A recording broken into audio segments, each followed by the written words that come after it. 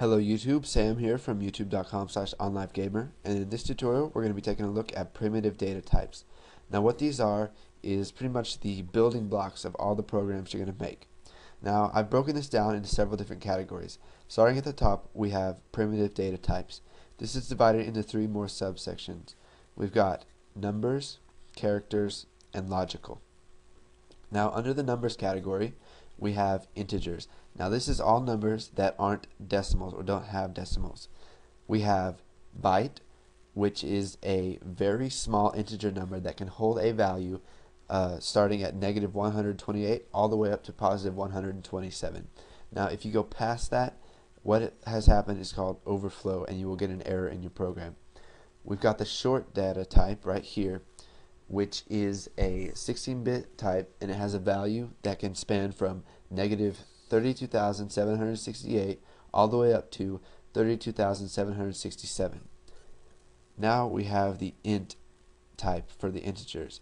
Now this is the type that we're going to be using most of the time in our tutorials, because we don't need to use byte or short, pretty much because we don't have to conserve resources. We're not making programs that are so big that we need to use these to conserve the resources, and an int is just big enough for us to use, and we won't ever go outside the realms of that. And an int data type is 32-bit, and it can have a minimum value of negative 2,147,483,684, and the maximum value is 2,147,483,647. And over here we have long. Now what long is it's pretty much self-explanatory. It's a long integer. It's a 64-bit type, and it can have a maximum value of let's see, 9. This is 9. What comes after trillion? Hold on here. Now the maximum value of a long is 9 quintillion, 223 quadrillion, 372 trillion, 36 billion, 854 million, 775,807.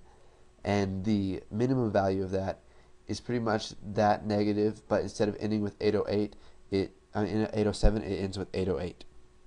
Now there are other data types in Visual Basic that I'm not going to cover in this, such as big integer, which is something that has been added in the .NET Framework 4.0.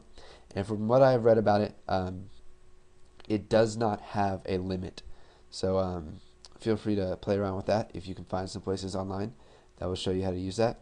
And now moving on, we have real numbers. Now what real numbers are is anything that can hold a decimal value. Now we have double and float. Now double is a 64-bit data type, and it can hold, let's see,